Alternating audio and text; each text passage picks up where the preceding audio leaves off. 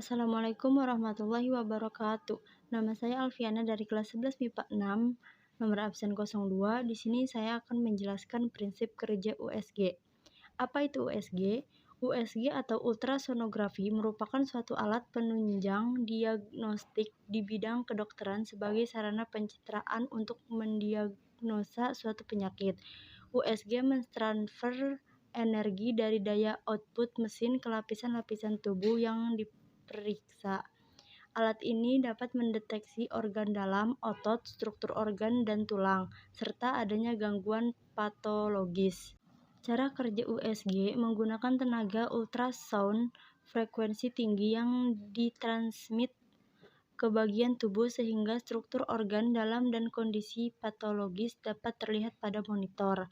USG sendiri memiliki beberapa komponen penting untuk menunjang penyakit. Beberapa komponen dan cara kerja setiap bagian komponen antara lain: yang pertama ada transducer.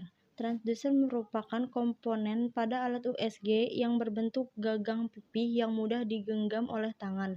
Ujungnya berbentuk hampir setengah yang ditempelkan di dinding bagian perut atas atau bawah.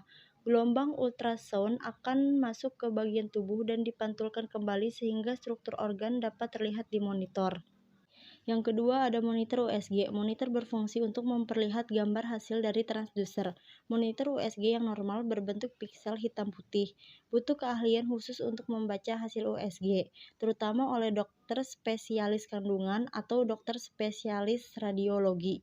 Yang ketiga ada mesin USG. Mesin USG memiliki CPU dan komponen gelombang elektrik dan memantulkannya ke transducer.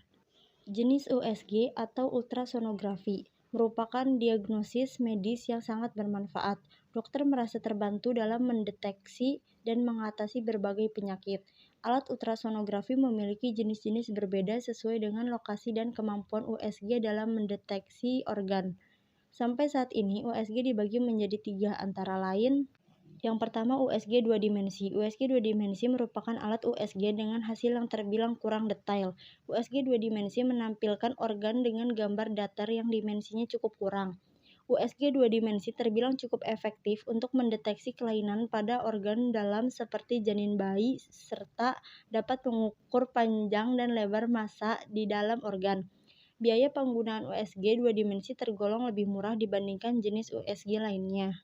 Yang kedua, USG 3 dimensi. Hasil dari gambar USG 3 dimensi menghasilkan gambar 3 dimensi yang lebih detail. Alat ini sering digunakan di rumah sakit dengan tenaga dokter spesialis yang lengkap. USG 3 dimensi dapat mendeteksi kelainan pada janin, struktur organ yang bermasalah, dan kelainan lainnya. USG 3 dimensi ini juga memiliki fitur canggih yang dapat diatur kontras dan resolusi gambar sehingga lebih mudah dilihat oleh dokter saat pemeriksaan.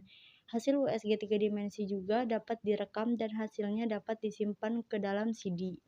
Yang ketiga, USG 4 dimensi. USG 4 dimensi terbilang yang paling canggih di antara alat USG lainnya.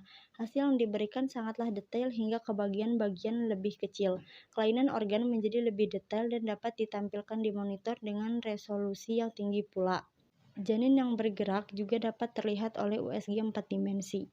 Yang keempat, USG Doppler. USG Doppler banyak digunakan di Departemen Obstetri dan Ginekologi.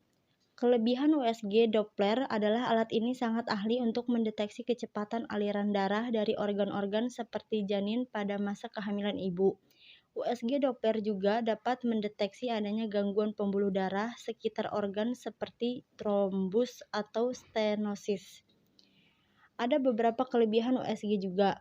Yang pertama, tidak menimbulkan rasa sakit. Yang kedua, tidak menggunakan radiasi sehingga dinilai lebih aman.